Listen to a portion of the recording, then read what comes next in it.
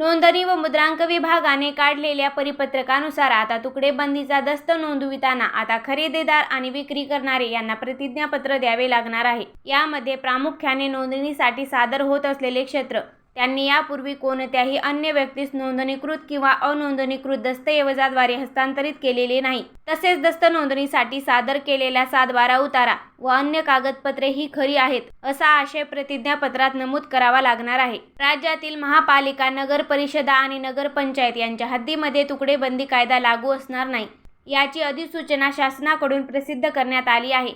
या निर्णयाच्या अंमलबजावणीसाठी कार्यपद्धती सुद्धा निश्चित करण्यात आली आहे। आता नोंदणी विभागाने परिपत्रक काढत प्रतिज्ञापत्र सादर करण्याची अट घातली आहे। प्रतिज्ञापत्रातील कोणतेही कथन किंवा सोबत दिलेली कागदपत्रे खोटी, बनावट किंवा फेरबदल केलेली आढळल्यास सर्व पक्षकार नोंदणी अधिनियम 1908 च्या कलम 82 नुसार गैरकृत्य केल्याबद्दल शिक्षेस पात्र असतील, याची त्यांना पूर्ण जाणीव असल्याचे प्रतिज्ञापत्र नमूद करण्यात आले आहे। हा बदल जमिनीच्या नोंदी आणि हस्तांतरणाच्या प्रक्रियेत पारदर्शकता आणण्याच्या दृष्टीने महत्त्वाचा मानला जात आहे। तर जाणून घेऊया की कसे असेल प्रतिज्ञापत्र।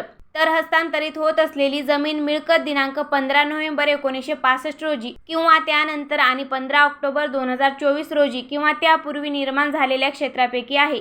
तसेच सदर हस्तांतरण किंवा विभाजन या अधिनियमाच्या कलम 1 चे पोट कलम 4 मधील तरतुदीनुसार नियमाधीन मानले गेले आहे। नोंदणीसाठी सादर होत असलेले क्षेत्र त्यांनी यापूर्वी कोणत्याही अन्य व्यक्तीस नोंदणीकृत किंवा अनोंदणीकृत दस्तऐवजाद्वारे हस्तांतरित केलेले नाही। तसेच हस्तांतरित होणारे क्षेत्र त्यांच्या एकूण धारण क्षेत्रापेक्षा जास्त नाही। जमिनीचे हस्तांतरण नियमाधीन झाले असले तरी त्याचा अर्थ असा नाही की इतर कोणत्याही कायद्याचे उल्लंघन झाले असल्यास तेही नियमाधीन झाले आहे। या भूखंडावरील बांधकाम नियमाधीन झाले आहे असा त्याचा अर्थ होत नाही। दस्तामुळे भूखंडावरील बांधकाम नियमाधीन किंवा अधिकृत असल्याचा कोणताही दावा करण्यात येणार नाही। सदर जमीन मिळकत शासकीय मालकीची नाही आणि तिच्या हस्तांतरणास कोणत्याही कायद्यानुसार कोणताही प्रतिबंध नाही, अशी खातरजमा करण्यात आली आहे।